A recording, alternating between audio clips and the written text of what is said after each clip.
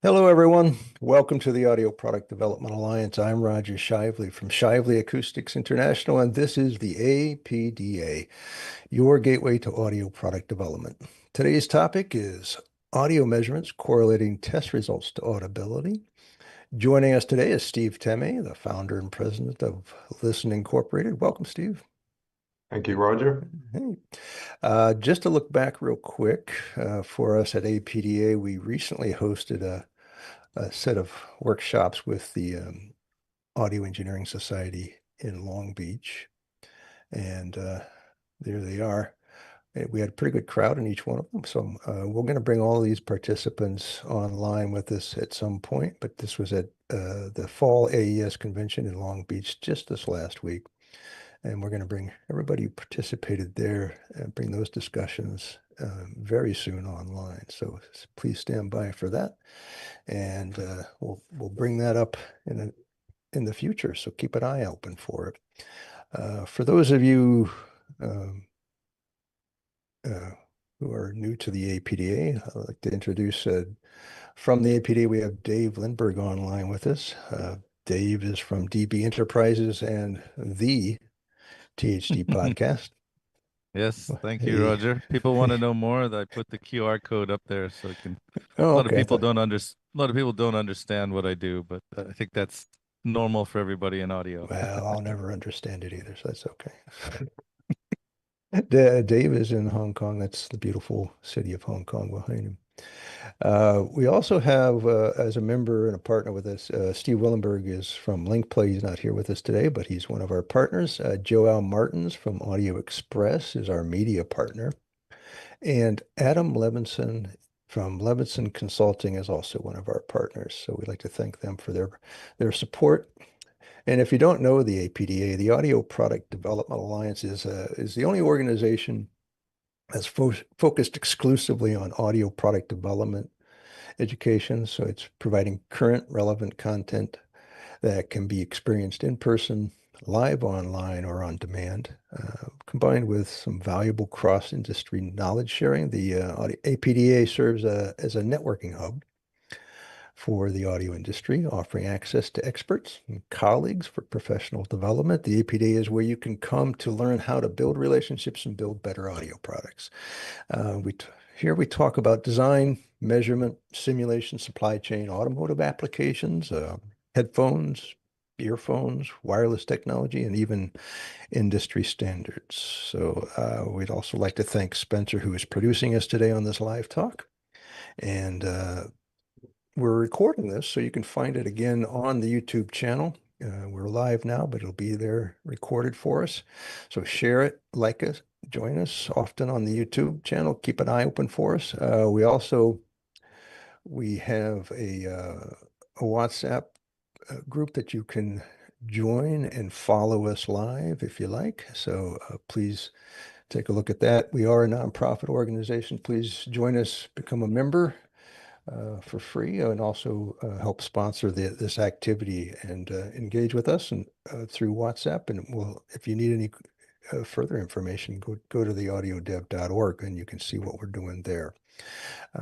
So we'll be watching the WhatsApp chat as well as the YouTube chat for questions. So please send us a chat either place, and we'll get the question across to Steve. So without any further ado, Steve, welcome again.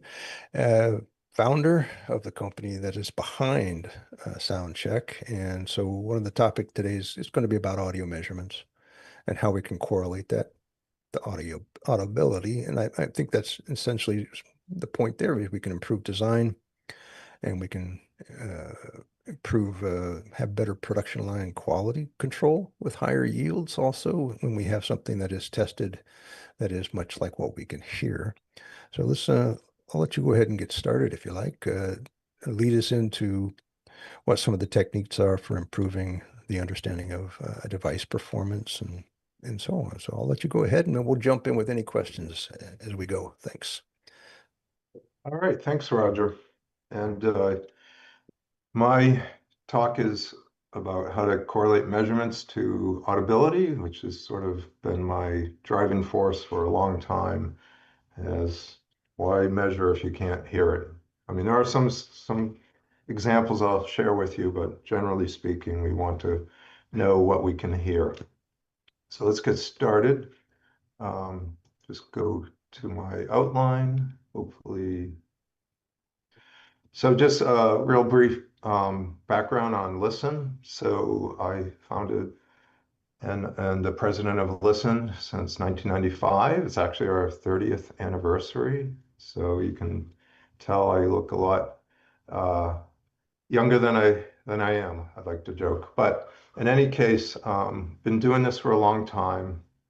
Also worked for many years at Brüel Kjær. Um, we've been released 23 versions of the software. We've released new hardware products, and we've actually presented a lot of papers, in particular on our unique algorithms around perceptual measurements. And just a little bit about me. As I mentioned, I worked at B&K for many years, 15 years, both in the US and in Denmark.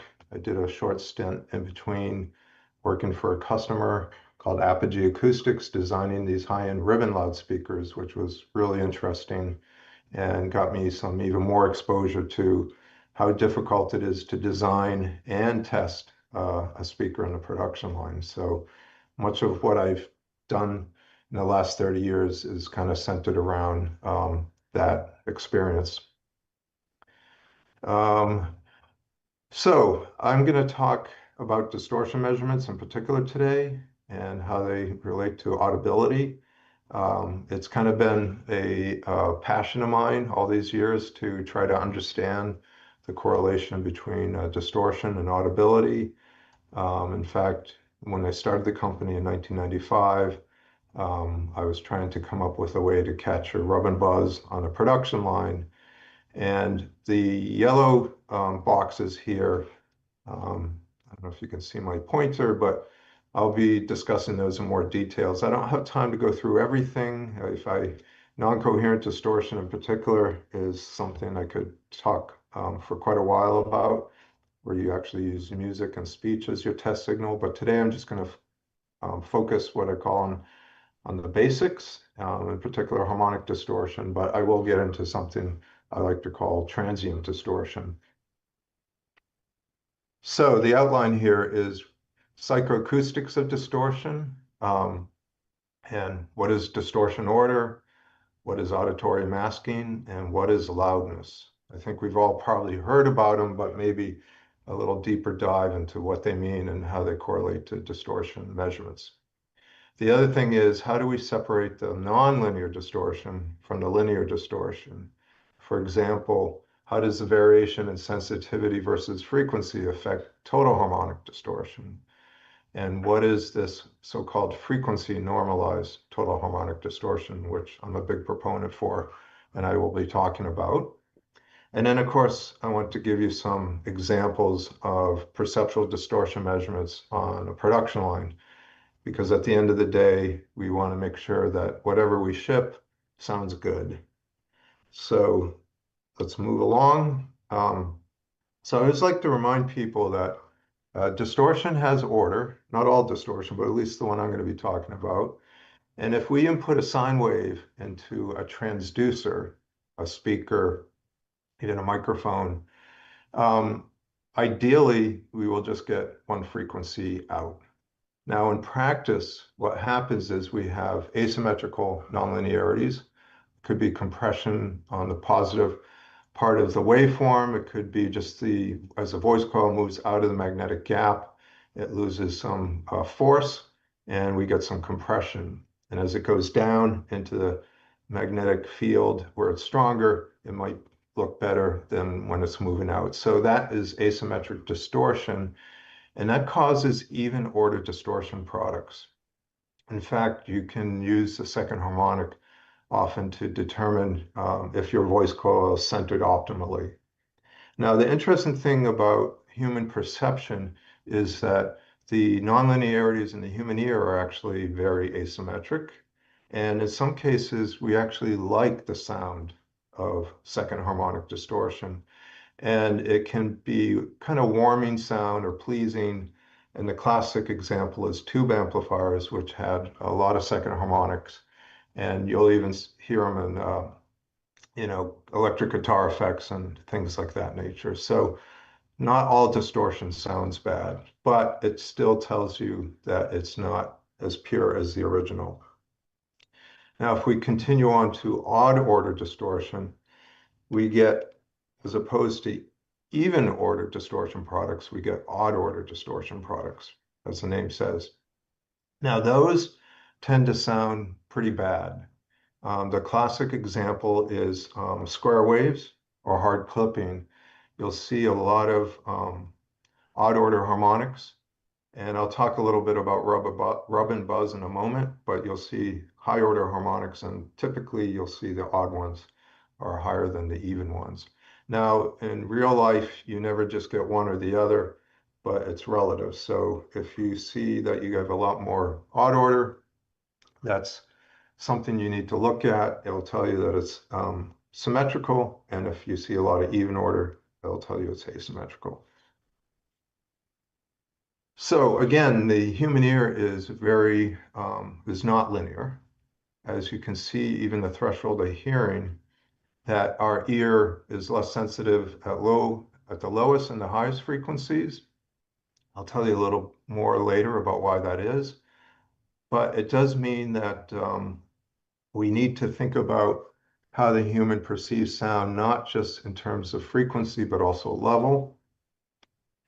And if we look at two audible signals above the threshold of hearing that sound equally loud, I'll say for the moment, and we introduce a third tone close to the second tone, the masker, or the louder of the tones, can actually make the signal inaudible if it's under the masking curve. So the masking curve is like the filter in the human ear. It has to do with the hair cells, the cilia, and the cochlear membrane, and how close they are together. But basically, these masking curves will determine what is audible and what is not, even if they're present and you can measure them. And this is what's actually used in MP3 encodings and in compression encodings. They figure if the masking curve, if you can't hear it, we'll just throw it out and we'll actually reduce the amount of data. So this applies to harmonic distortion. Actually, it applies to not just harmonic, but intermodulation and even other things. So at low levels, the masking curve is fairly narrow if we look at 1 kilohertz, and our ear is more frequency selective down there. So even low levels of harmonic distortion are actually audible. But as we go up in level, the masking curves get wider. In other words, our ear becomes less frequency selective at the higher levels.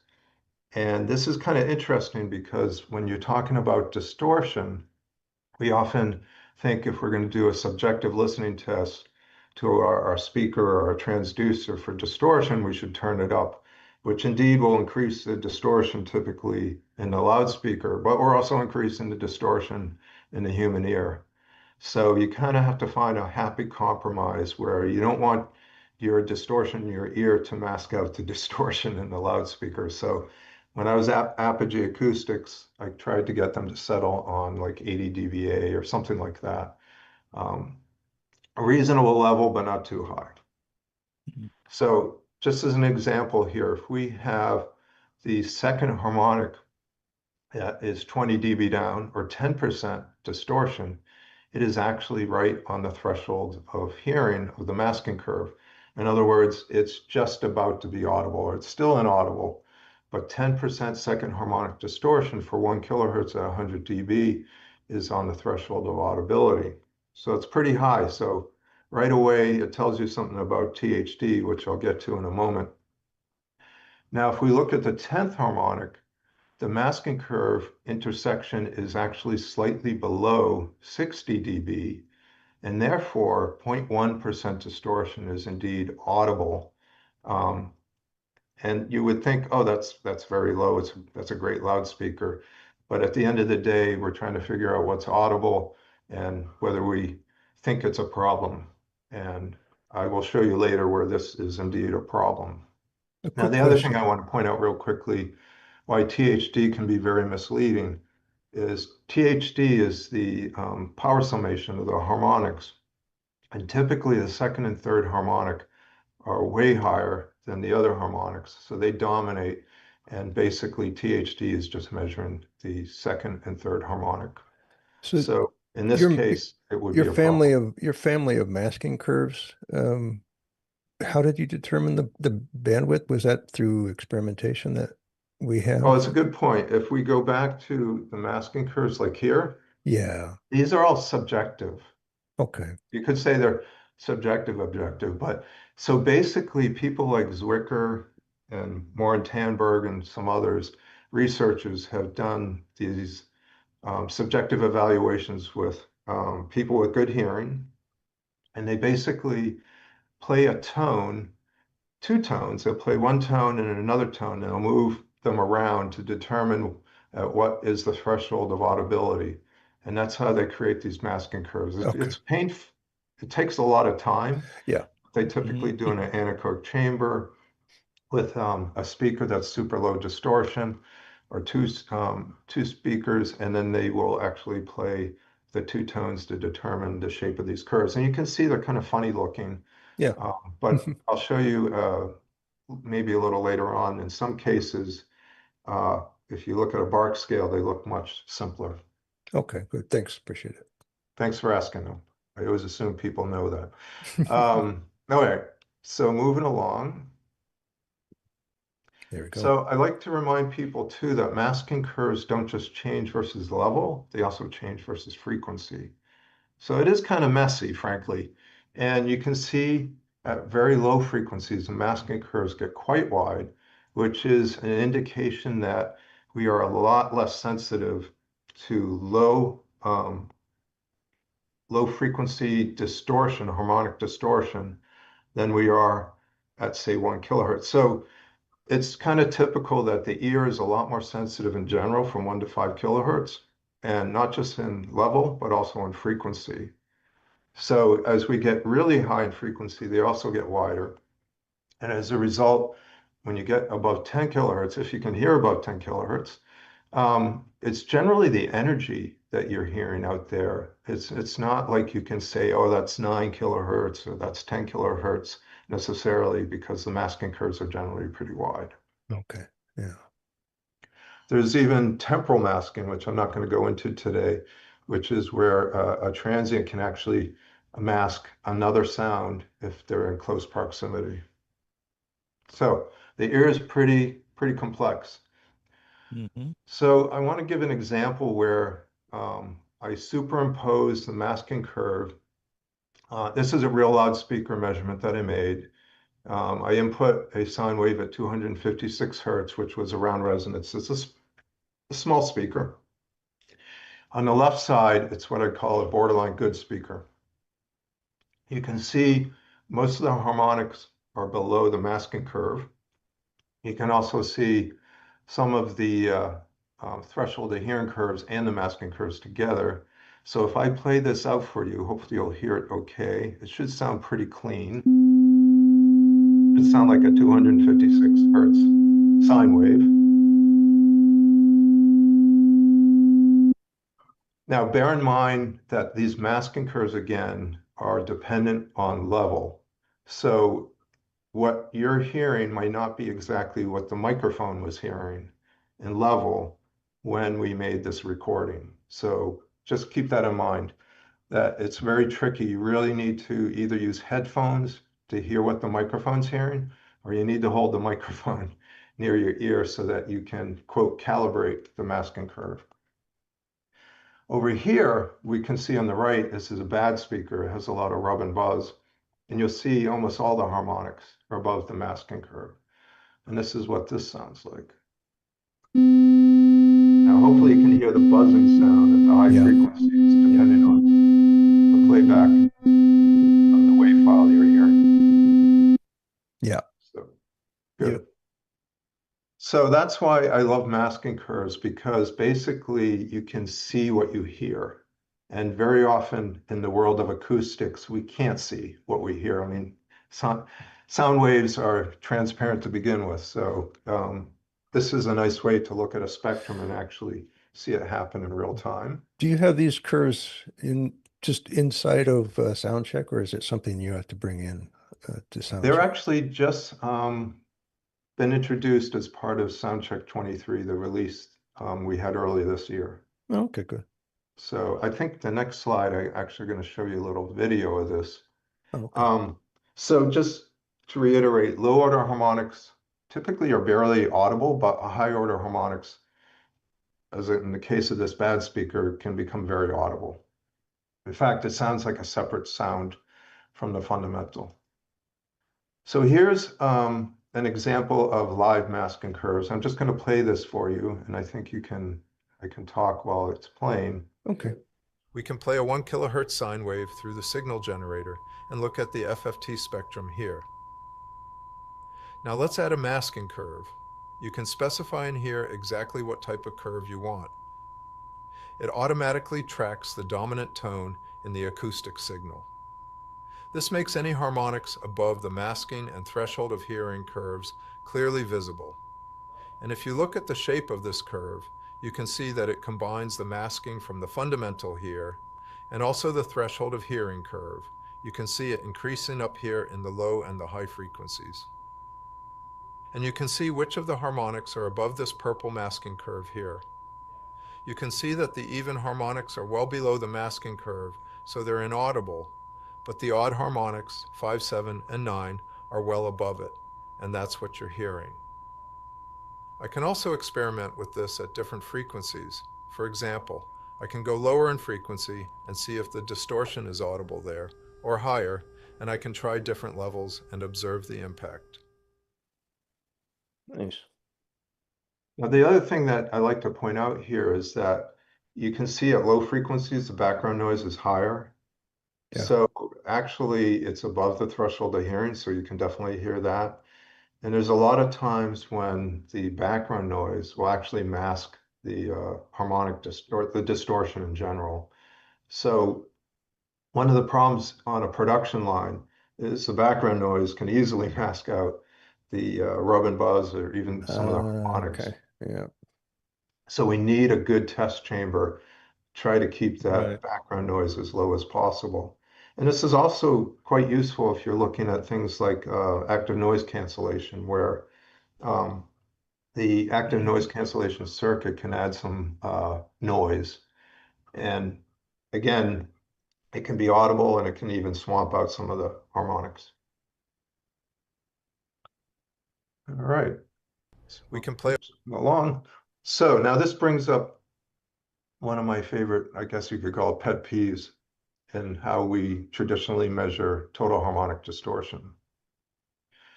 So all speakers that I'm aware of, at least, are generally not flat. Unlike an amplifier, which generally is flat, you have amplitude irregularities. Typically, it could be a reflection, could be a resonance. And you definitely have a high frequency and low frequency roll off just due to the passband nature of the transducer. I mean, it can't go DC to light. Mhm. So this introduces some interesting artifacts when we look at distortion. And we have to remind ourselves when we're measuring harmonic distortion, for example, if we are sweeping from 20 hertz to 20 kilohertz, we're actually measuring the second harmonic at twice that frequency. So we have some sort of tracking filter that is actually tracking at twice the stimulus frequency. And if we want to measure out to 20 kilohertz, the second harmonic is going to go out to 40 kilohertz. In this example, I'm saying it's 20 dB down, which is 10%. The third harmonic, of course, is going to start at 3 times, and it's going to go up to 60 kilohertz. Now, right away, you can start to ask yourself, does my microphone measurement, even my measurement microphone, actually measure flat out to 60 kilohertz? Well, probably not unless you're using an expensive quarter-inch microphone from B&K or Grass. But I'll get more into why this matters in a moment. So in this example, I'm going to say the second harmonic is 10% distortion. The bumps and the dips are all the same. And the third harmonic is 1% distortion. So what I'm trying to show here is how the fundamental response gets superimposed on the harmonic responses. Effectively, all the distortion has to go through the linear response as well. You can think of it as a linear filter. So the problem with conventional THD is we always plot the harmonics at the stimulus frequency, and then we compare the harmonic level to the stimulus level at the stimulus frequency. And you can see things don't line up like they used to. The bumps are misaligned. The high and the low pass filter look entirely different. So the problem with this is when we go to calculate THD, we are going to get some kind of interesting results. So even though the distortion mechanism, I was saying, for the second harmonic was 20 dB down, when we do it this way, because the fundamental is rolling off, the linear response is rolling off, instead of it being 20 dB at 20 hertz, it's actually minus 3 dB. So it's 71% distortion instead of 10%. And it's the same for the third harmonic. And by the way, if you ever look at a typical THD measurement on a loudspeaker, it always goes sky high at the lowest frequencies, just due to the fact of this bandpass filter, or you could call it a high pass filter of the speaker. If we look at the other extreme, the high frequencies, we get the opposite. So it's rolling off, you could say, prematurely when we compare it to the stimulus frequency. So instead of 20 dB down, we're 30 dB down. And it gets even uglier when we look at the other frequencies in between. And excuse my math, I kind of messed up my percentages there, but it's a problem because we basically now have completely altered how we're measuring distortion, THD, if that's what we're calculating, based on the linear response as well. And as I like to say, at the high frequencies, most loudspeakers, when measured the conventional way for THD, it rolls off. Not just because the microphone's rolling off, but because the speaker's rolling off. Mm-hmm.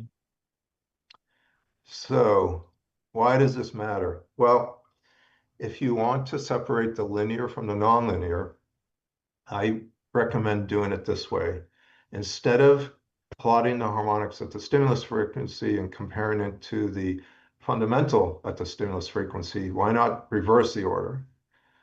Plot the harmonics at the actual measured frequencies, compare it to the fundamental at the harmonic measured frequency, calculate the percent distortion, and then plot it at the stimulus frequency. So it's just a reverse order. And this actually is what we call frequency normalized distortion. And we wrote about this, I'll come to that in a moment. But another thing I like to mention here is this not only removes the influence of the linear frequency response on the calculated distortion, but also room reflections, particularly if you're measuring in a car, which is full of reflections. This actually gets you closer to separating the nonlinear from all the reflections. So back in 1993, I gave an AES paper on this, and people always ask me why more people don't use this. And I generally joke it's because I'm not very good at promoting it. But I've gotten a lot of comments from people over the years of saying, yeah, this makes sense. Why don't we do it this way? And the simple answer is just convention. And I like to blame B&K because they were one of the first people to measure harmonics using a tracking filter. And in the good old days of a chart recorder, you had to offset the tracking filter and you couldn't plot the harmonics at the measured frequency. It was just too difficult. Yeah, that's, I think, the origin of it. It was all chart recorders in the Yep. early days, and you had to discount anything that was below resonance or below the roll-off or even the high end. Yeah. So just real quickly, kind of in summary here, I'm not going to say conventional THD is wrong. If you do listen to sine waves, it is what you hear, but we don't listen to sine waves, at least I hope not. And generally, if you're looking at complex signals, they're broadband, and you would actually see, I've done a lot of comparison of measuring normalized distortion in different ways, intermodulation distortion. And you actually see you get a very similar thing to this normalized frequency distortion, frequency normalized. So as I mentioned earlier, one of the benefits of doing it this way is you actually can measure the free field harmonic distortion in a room with reflections. If you do a simulated free field measurement, now you can actually back out the reflections and the harmonics and get both. So that's a whole nother presentation, but I think that's kind of neat. Does everything that you plot in SoundCheck normalize, or do you get a choice to get? You get a choice. The default is the traditional way. Okay. And same with the THD. And also the rub and buzz, you have the option of doing it normalized, or I'll call it unnormalized. Okay. Yeah, pick your poison. That's what I like to say. Or poison that you're familiar with. All right. So why does this matter? Well, look at a couple examples here. So this is that, actually, I think that's the same speaker that you heard earlier, 256 hertz. So the upper graph, we got the fundamental starting at, I believe, 50 hertz. We got the second harmonic starting at 100 hertz and the third harmonic starting at 150 hertz.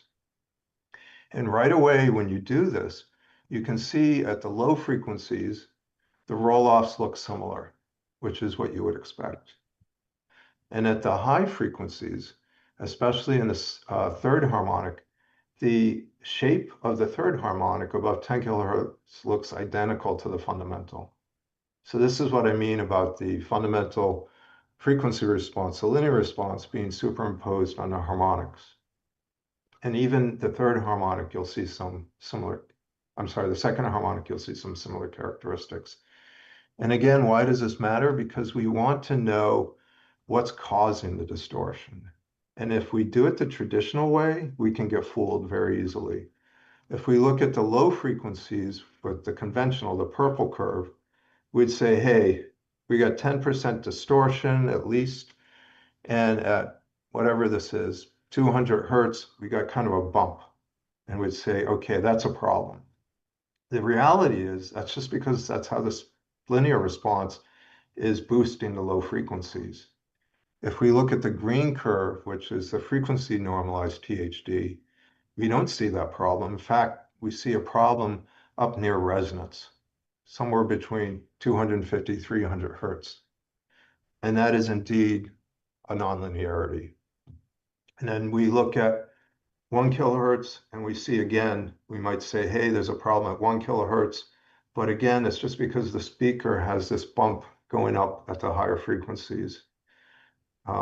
So anyhow, I like to think of this as a tool to help you locate where the distortion's coming from.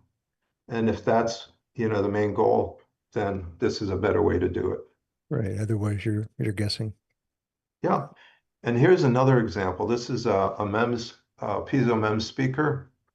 So these are really interesting, I'll call them fairly new transducers, in that the resonance of the MEMS speaker, instead of it being very low, it's very high.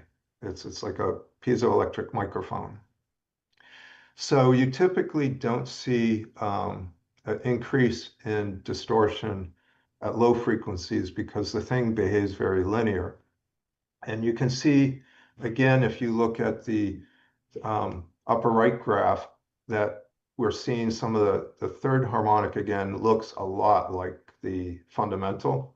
The second harmonic is starting to do something a little funky up near 10 kilohertz, and that probably is a resonance of the MEMS speaker. And when we plot this the traditional way, we see we get 20% distortion at 100 hertz, when in fact, if we do it with the frequency normalized way, it's more like 6 or 7%.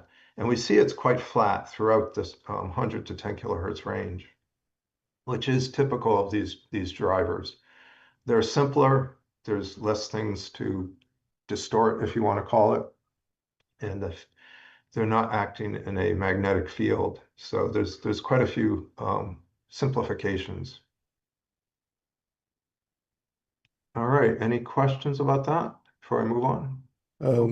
Is it typical that the third harmonic is higher on a piezo MEMS? I just noticed that the levels were higher in the third. Yeah, I would guess so, but I haven't measured enough to say that for certainty. Okay. Yeah. That's I interesting. think in general they're more balanced, like they're more if the second harmonic was higher, I would say it's more asymmetric, but because the way they work, I think it's a very symmetrical Okay. force as Yeah. opposed to electromagnetic. That's my Okay. guess. I don't see any other questions. Go Yeah. ahead. No, Go ahead, I was Dave. just thinking that a lot of this also correlates to when you install this at a factory. You mentioned the isolation booths. Yeah. Do you find a difference between measuring smaller stuff and larger stuff as being more or less challenging in terms of driver size? Well, definitely the larger stuff because there's more Yeah, low more frequency frequency. noise. Exactly. What's Okay. interesting, and I'll talk about this with rub and buzz, because it's multiple of the fundamental, it's typically higher frequencies, there's a little less noise, but you still got to compare it to the fundamental at low frequencies. Yeah, and I think the smaller stuff, a lot of the products have a nice little containment booth that closes for the operator versus Yeah, the larger speakers where the young ladies go into a little ISO booth and you can hear the sweeps going for 4 hours before they switch shifts. yeah, they're probably hearing the nonlinearities in their ear. Yeah. I'm guessing if they still have any hearing. Right. Okay. Speaking of which, so this is also an important part of perception, which is we always measure dBSPL because it's easy in a sense, we're measuring pressure, we put on a log scale, maybe we A-weight it. But generally speaking, this is not how the human ear perceives level. So the human ear, as I showed earlier with the threshold of the hearing, it's very nonlinear. And we're far less sensitive at low frequencies and high frequencies. So this was something done as part of, well, I think in general, audiologists would refer to this because they want to correct for, hearing loss. So they need an accurate representation of how their patients hear sounds at different frequencies. And as a result, when we look at these equal loudness contours, we can see how they change shape as we go up in level. And that's because the ear is kind of compressing in a way, although you might argue it's inverse. But the definition of loudness is either in sones or fawns. For this purpose, if you want to compare dBSPL to fawns, at 1 kilohertz is the reference. In other words, at 1 kilohertz, dBSPL and fawns are the same. That's just how they did it. You also heard me mention A weighting, and there's things like B and C weighting. Now, A weighting is what I call a poor man's loudness curve because it was basically developed, I think it was back in the 80s. Well, no, sorry, 60s, 1960s, where they were trying to measure how noisy it was in an office environment, so a fairly quiet environment. And they basically, that blue curve is supposed to kind of represent an A weighting curve upside down. It was simplified, but it was basically a way to figure out how loud it was, typing, I guess, typewriters and that kind of background noise. And then over time, people realized, hey, A weighting curve is only for low levels. We need a B weighting curve for a high level and a C weighting curve, and then even a D weighting curve for like airplanes taking off, which is typically around, 100 dBSPL, 1 kilohertz or something like that. So this is why we prefer to measure distortion loudness as opposed to distortion in percent, because now we can actually correlate it to human perception. Hmm. So this is what we did to help make it easier to set limits on distortion. So we take what we call the response spectrum, which is just typically an FFT. We do some noise reduction, which is kind of our secret sauce because it's not as simple as you might think because of all the signal processing going on. And then we break it down into auditory filter bands. So this is what the audiologists do. They look at what's called a bark scale, which correlates to how the filters in the human ear work. So we go from a high resolution FFT at the top, we convert it to a bark scale, and now we can still see the second and third harmonics showing up pretty clearly, but as we get up to like the 10th, it kind of all blobs together. So as I mentioned earlier, it's like at high frequencies, it's really the energy out there. Some people might say it's a third octave, but that's an oversimplification. And then we apply what's called the ear weighting, which is actually just due to blood flow through the human ear at low frequencies. We have a noise floor like a microphone, and that's because our blood flowing through the ear is actually 50 dB SPL at low frequencies. The upper one is just, again, you could think of it as a threshold of hearing. It's the transfer function between the outer and the inner ear, which is a resonance around 2 to 3 kilohertz that I think most of us know about. And then, Just Steve, yep, so does that mean that our brain is actually naturally filtering out the pumping of the blood around the hearing canal? it's not filtering out, it's masking out. Right. So in other Okay. words, like I don't know about you, but the first time I was in a really quiet anechoic chamber, Oh, I said, yeah. oh, I can hear my heart beating. I could. And I thought it was literally the sound coming from my chest out into my ear. I didn't realize it was the blood flowing around inside my ear. Yeah. But yeah, it's Fascinating. masking other low frequency stuff. Oh, cool. Okay. Yeah, it is kind of cool when you think. And I love to make analogies of the ear is a microphone. Um, and just like a microphone has a noise floor, the ear has a noise floor. So those funky looking masking curves that I showed on a log scale, frequency log scale, it's interesting when you go to the bark scale because it's based on the human filters in the ear, it looks a lot more symmetric. And really the only difference is as you go up in level is the slope of the filter. This actually turns out to be much easier to calculate too. So then you still have the effect of you look at the masking curve superimposed on the biggest tone, and then you see if any of the other tones or noise are above the masking curve. And then what we do is we power sum it. So all the energy above the masking curve is what's called the partial loudness. Now this actually comes out of a PEAQ standard from 2003, I believe. I might be 2000. PEAQ, is that what you're saying? Yep, yep. It's I always forget what it stands for, but it's the Okay. perceptual. It's actually, again, used for looking at codecs, trying to figure out Oh, okay. what is audible. Okay. So what you do now is you actually look at the energy of the stimulus relative to the energy of the response.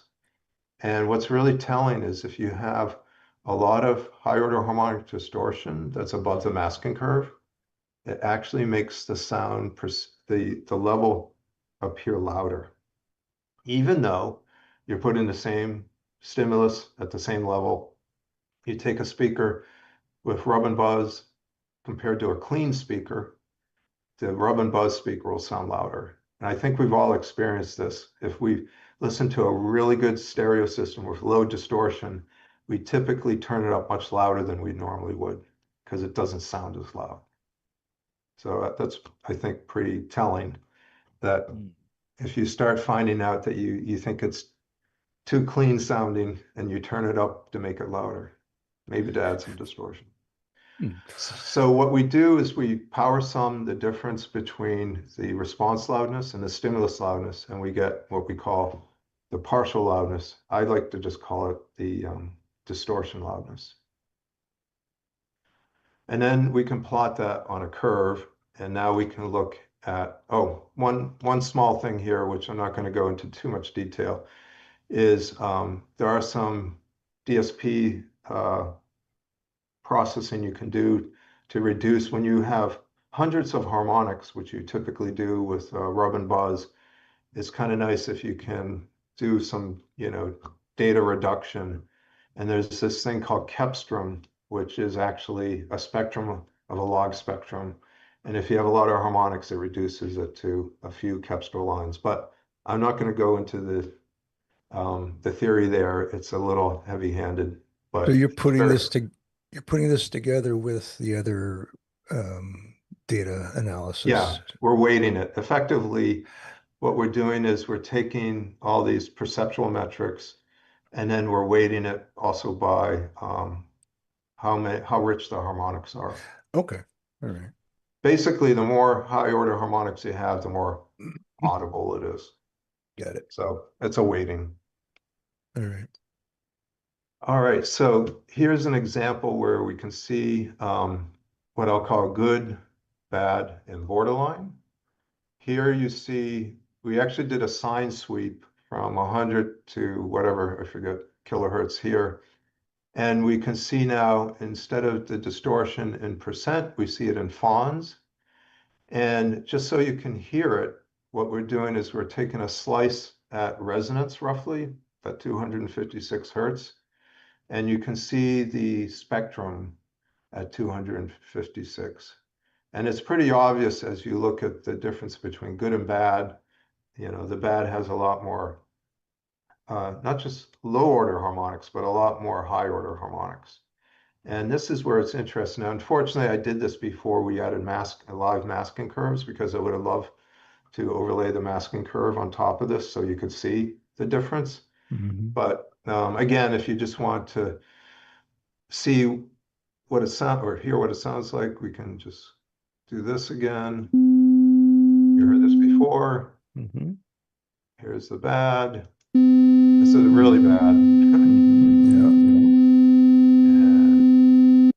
And here we got what I call borderline. Borderline is really important because that's actually tells us, to a certain degree, some people may hear some rub and buzz, but they may actually say, yeah, I can live with that, right? If you're making a smart, a cell phone, a mobile phone, you're going to have some rub and buzz. Otherwise, you'll probably get no level out of the device at all. I mean, they try, but you can't only defy Mother Nature so much. Here you can hear a little bit. And the reason I show this is you can see that somewhere around above 10 fons becomes audible. Right.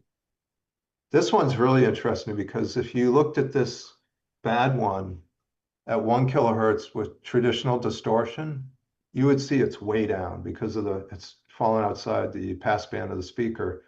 But with this perceptual rub and buzz, you can hear it, and you can now see that there's still quite a bit of high order harmonics going on there. Yeah, and I think when you compare the good and the borderline harmonic distortion, you're guessing. I think you have a better chance with the phones on the EPRB to get a absolutely quantitative result, basically. Yeah, it's basically kind of like a magnifier.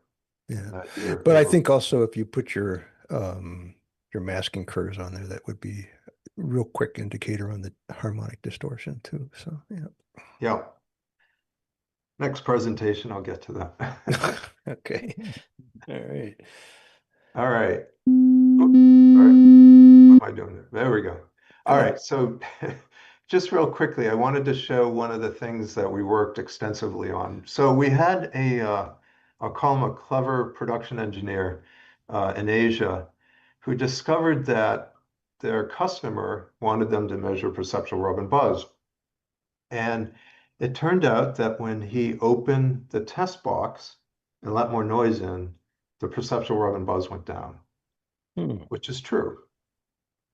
So, you know, that's not the intention, but and that is the reality. So we quickly realized we were going to have to also do a better job of just looking at the harmonics and removing everything else. So we did quite a bit of work on this.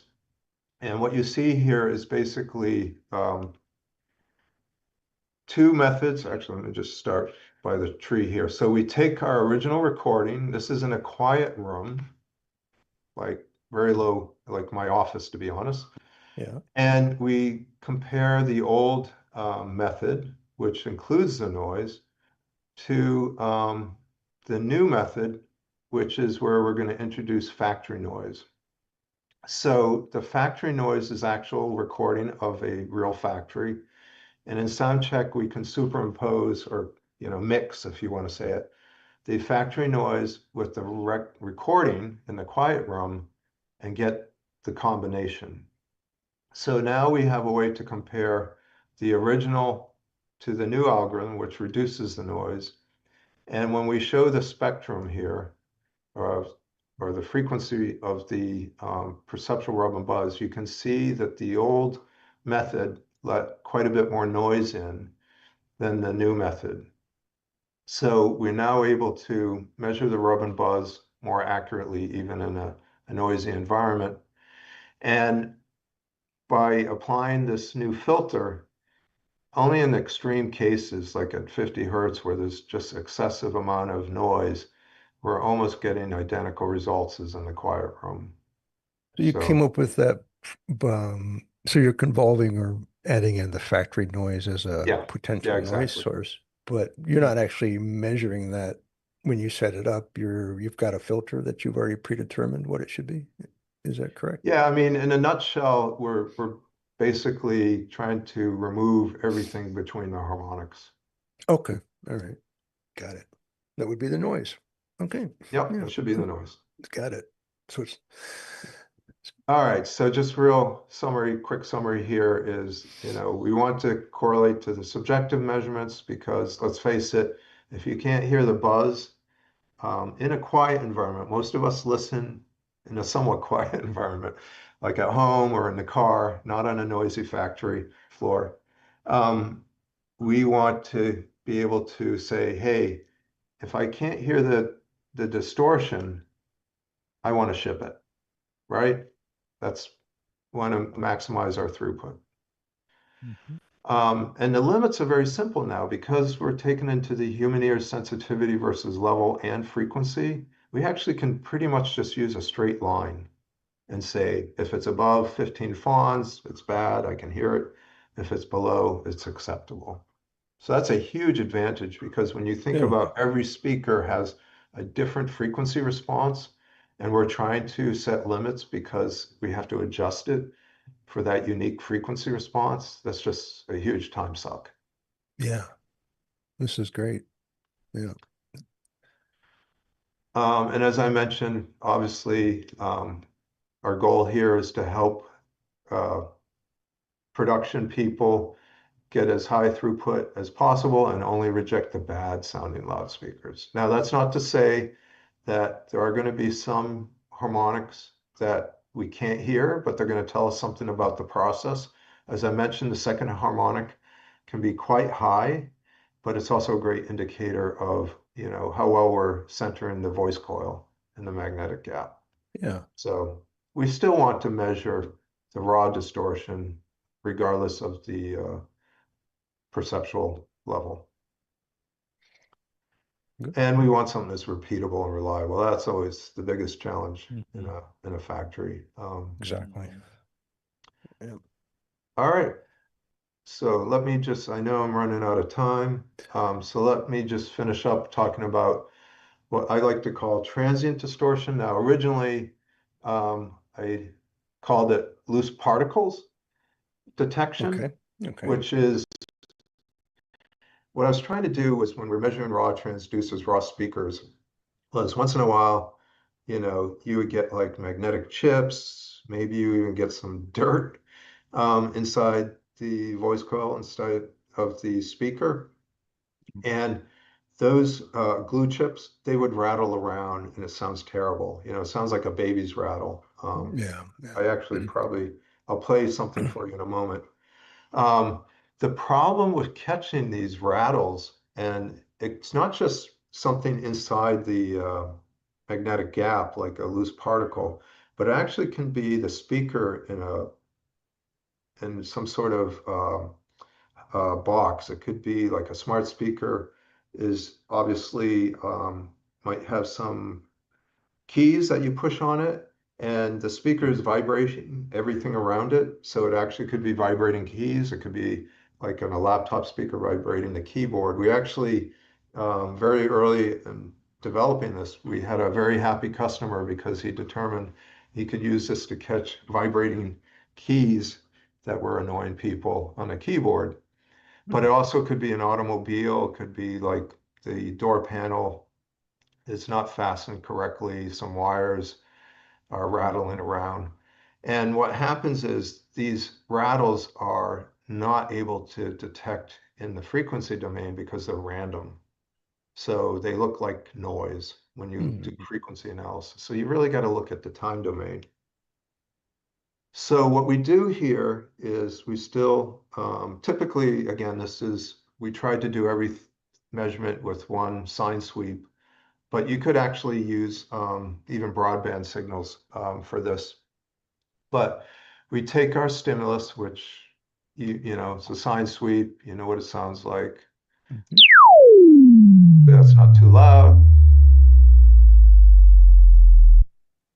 And then we go and say, all right, what happens when we look at the speaker that has loose particles? Now, this is a really bad example because I basically cut a slit in the spot on the dust cap and put a solder bead inside. So it's really severe. But you can already see some of these random transients, right? Some of them are hard to see because it depends where they occur. It's much easier to see when it occurs on the peak than what is in between. And you don't know when they're going to happen. So this sounds like this. And of course, it's typically a lot more obvious at low frequencies because you're getting maximum displacement of the cone and the voice coil. So it's going to excite the loose particle more. So we want to be able to kind of magnify the loose particle. So we are going to basically extract it. And the way we do that is you could think of it as a tracking notch filter. It's actually done digitally, but it's a very sophisticated notch filter, which maintains phase. And what we see here now is exactly that same response waveform with the fundamental removed. The stimulus is removed. And now it becomes quite visual where the transient's occurring, and you can hear it. Yeah. Now, one thing that I found very interesting is at the beginning, you can still hear a little sine sweep, right? Whoops. Yeah. Sorry. Yeah.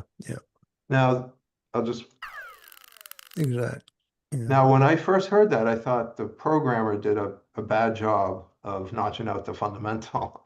What I didn't realize was when he showed it to me, you know, there was no fundamental. And what I quickly realized was there were still some second and third harmonics. Okay. And this is what's called in psychoacoustics the missing fundamental. That if we hear some harmonics like the second and third, if they're big enough, we actually fill in, our ear says, hey, there must be a fundamental. So we perceive actually it, perceive yeah. a sweeping tone. Got it. Wow. And this is a well-known trick with little speakers. People try to add some distortion to make it actually sound like it goes lower. Right. So it's not that easy to do, but it's actually a good example to demonstrate the missing fundamental. So now we don't want to put limits around this. How do you put limits in the time domain when it's going up and down? It's virtually impossible. Right. So typically what you do is you take the envelope and you look at the energy inside over time. And this works very well, except for the fact that it's kind of limited to a certain degree based on how much resolution you want to add. And if you add too much, you'll get a lot of spikiness.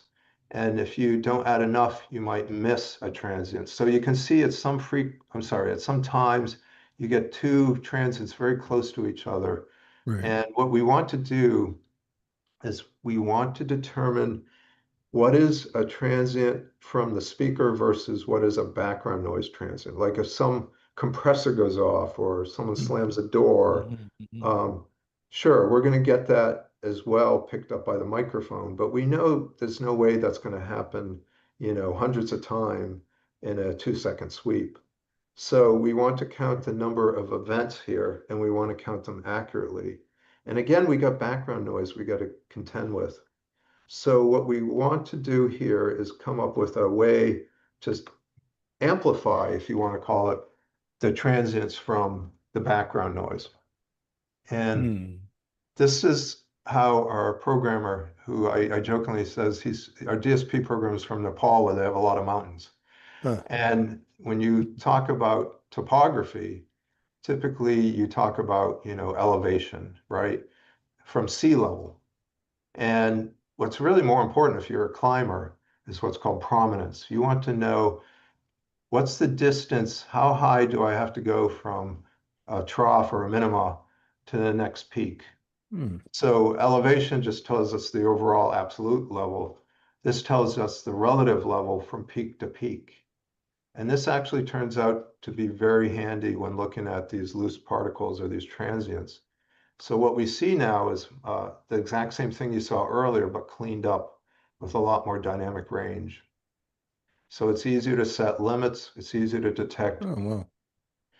And you can see this, I'm only showing half a second of this 2-second sweep, but you can see that we can count the number of times it exceeds this 10 dB limit.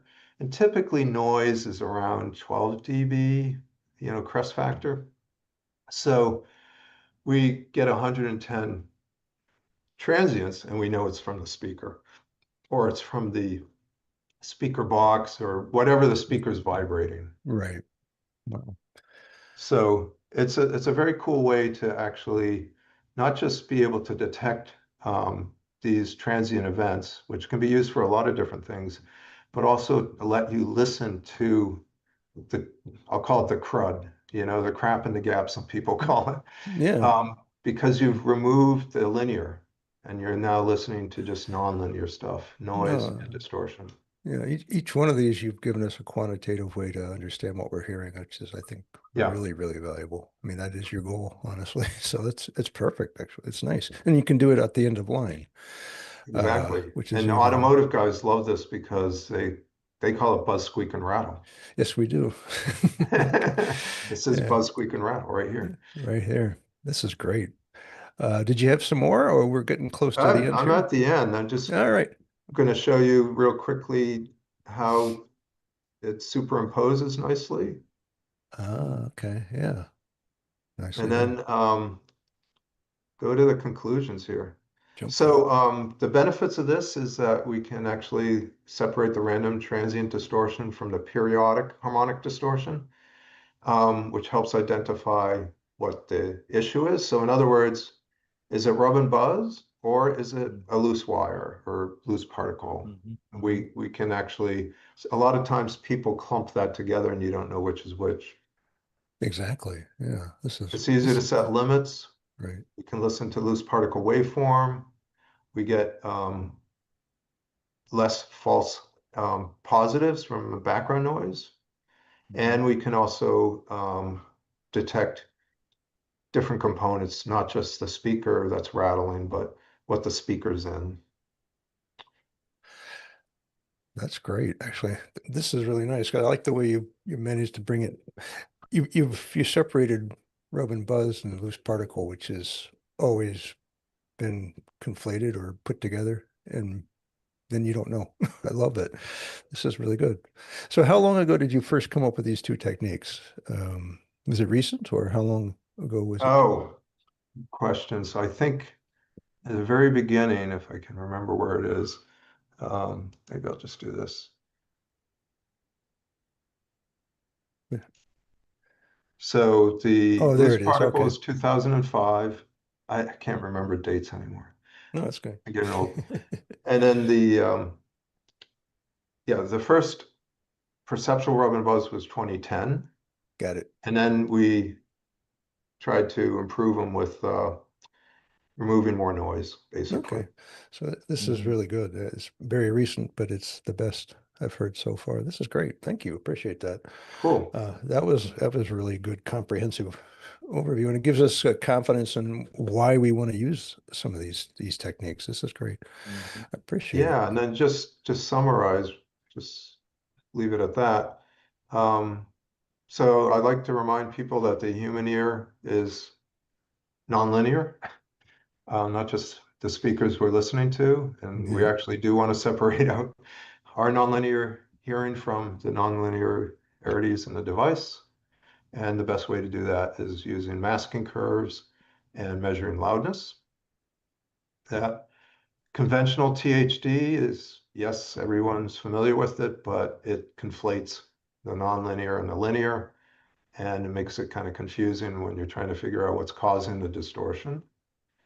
And I just talked about the perceptual rub and buzz and the perceptual transient distortion. So I great. won't repeat myself. You can read it. All right. Thank you, Steve. So that was great. Do you have any events coming up that you wanted to talk about before we let you Yeah, go? I'm actually I'm gonna be in Dave's neck of the woods next weekend, believe it or not. There's this Chinese conference called ICAT. It's the Oh, electroacoustic, yeah, in I see. Shenzhen. Yeah. So I'm gonna be presenting there actually a very similar paper that I presented at the AES headphone conference in Finland on Mm-hmm. active noise cancellation distortion. So that's a mouthful. Um, I've done a lot of testing of noise canceling headphones over the years, and I think it's as true for headphones as it is for cars, that there are some bad side effects of the noise canceling circuit, which I go into as much detail as I can. So I'll be presenting that at this ICAT conference. It is November 8th and 9th. It's on a weekend in Shenzhen. Okay. It's a fairly big conference. Is there a link on your website for that, Steve? I hope so. If there's not, I'll shoot it Because over to you. I just know this event is it's difficult for foreigners to find out information on. In fact, Yeah, yeah. um, It's a funny, and it's all in Chinese. So, yeah. So you need to have WeChat and then Google Translate enabled on your smartphone. To or I just bought a new iPhone just for this event Oh, because Apple now does live translation from Chinese to English. I was looking for somebody that has beta tested that, so I'm waiting for your feedback. I beta So- tested it with my accountant who's Chinese. okay, And it seemed to work pretty excellent, well. Okay. excellent. So Okay, I'm that's excited. That's good. yeah. Yeah, Can you they do? translate everything from English to Chinese, but not Chinese to English. So it's like you're on your own. All right. Okay. Well, I'm gonna take over the screen for you real quick. Sure. If you can stop sharing, Yep. I think you have. There we go. Maybe that's coming up now. Yep. I appreciate that. Thank you so much. So we'll look for you. How soon is that again? iSeat. So November it's 8th not and 9th. next weekend, it's the weekend after November Okay. 8th, All right. 9th. Okay. Good. If I Just to get the remind link, I'll every. put it right in the chat. Okay. Good. Do that, and we'll share it with our group in the WhatsApp channel. So here again, join us online, become a member, become a sponsor, um, and then also join us on the WhatsApp page. The chat is always live, so if you think of something afterwards, you can leave it there, or you can go on to the YouTube channel because we have this recording up there. We're going to share the link, and you can always send comments and questions after the fact, no matter how long ago the event was. So please, thanks. So iseat.org Yeah. is the ISEAT org. That's where we're going. International Symposium on Electroacoustic Technologies. All right. Yeah. look I think it forward, happens try it once every 2 years. every two. Okay. They're doing it every year now, actually. This Oh, is really? 2 years in a row. Yeah. Oh, cool. Okay. Okay. All right. Well, thanks. A lot of automotive people there too, just so you know. That's good to hear. Yeah. Oh, A good. lot of Chinese electric cars. All right. Well, for the APDA, we have some things coming up next month as well. We'll have Dan Diggory here from MISCO and Mike Ben from ComHear to talk about ComHear. And then coming up early in December, we'll have GPU audio, which is what it is, what it sounds like. It's audio over using the GPU. And then later in December, we'll have BD Sound to talk about sound synthesis. So come and join us. I appreciate it. Like and subscribe us on YouTube. I think we're going to wrap it up now. We'll keep this video on the channel so you guys can check it out. And again, thank you, Steve. Thank you, Dave. You're welcome. Thanks everybody who Steve. attended, and have a good one. Thank you very much. See you later.